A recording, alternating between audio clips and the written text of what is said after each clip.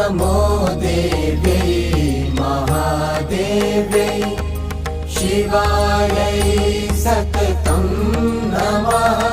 नमः प्रकृत्यै भद्रायै नियताः प्रणताः स्मृताः।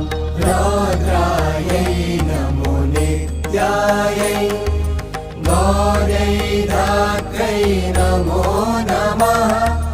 ज्योत्स्नायै चेन्दुरूपिण्यै सुखायै सततं नमः।